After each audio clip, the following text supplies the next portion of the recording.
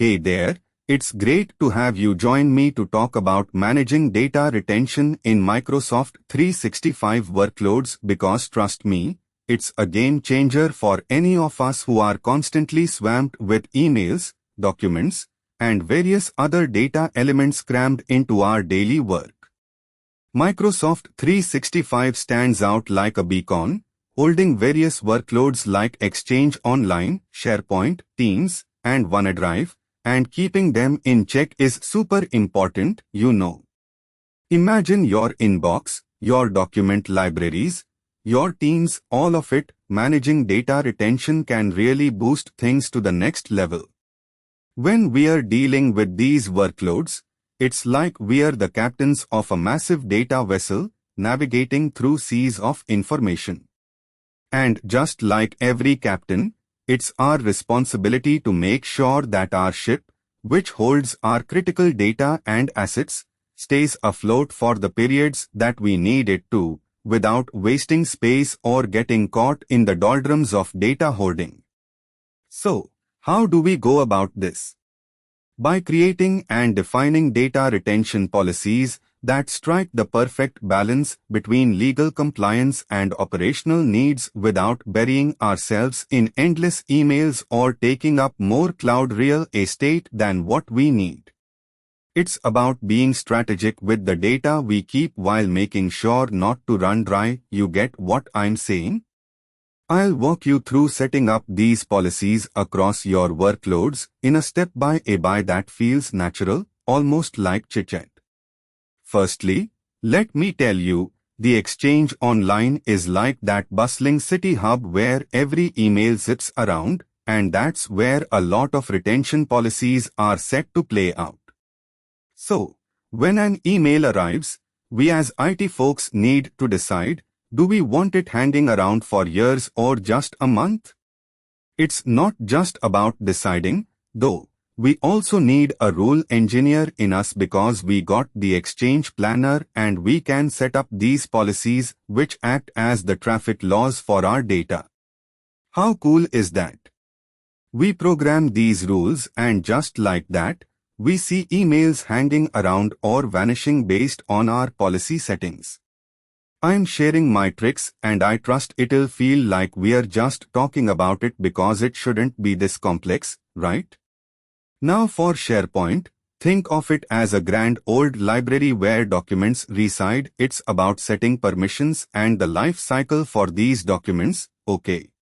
We decide on a standard retention policy that feels personal, something that suits the nature of the documents in the library, and boom, we're looking after our digital archives. And let's not forget about OneDrive, which is like the backpack or bag we carry around this digital world filled with documents, spreadsheets, and pictures. Implementing retention policies there? It's like deciding which books to keep, which ones to donate, and which ones take the limbo mode until they deem to have value again.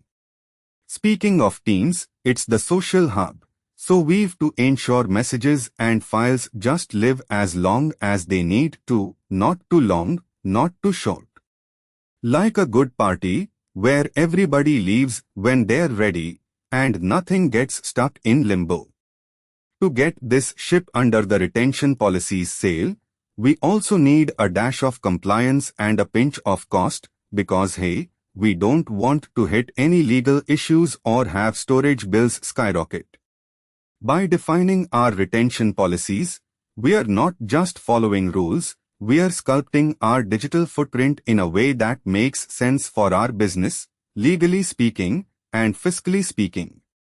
Now let's take another exciting twist and move into the realm of automation, where we use Microsoft 365's AI capabilities without necessarily realizing, you know what? These bots are like our personal assistants, always on duty, helping us manage our data lives with retention policies. They work tirelessly, checking against policies and automating the cleanup, making sure everything sits pretty in its right place and nothing spills out of the timeline we've set. It sounds like a dream, right? And remember, we need to monitor and tweak our policies, because let's face it, things change. New compliance laws, business needs, things evolve. So we evolve with our data. So, we get into the groove of regular reviews to ensure we are not holding on to the past unnecessarily, and our retention policies are not just for show, but real actions on the data front. The key takeaway here? Balance. We are just smart stewards of our digital treasures, making sure we only keep what we need, keeping our systems snappy and our data safe, but also keeping in check to not hold more than we need, because, yeah, data too can be heavy. And before I wrap this up, I'm going to tell you one last bit of wisdom. I can't help but remind you that data retention, it's like weaving a tapestry with our data. It's intricate and has to come out beautifully on the other side. Every bit we keep or dispose of, every policy we craft and enforce, it's all like threads in that tapestry, telling a story of our organization's journey.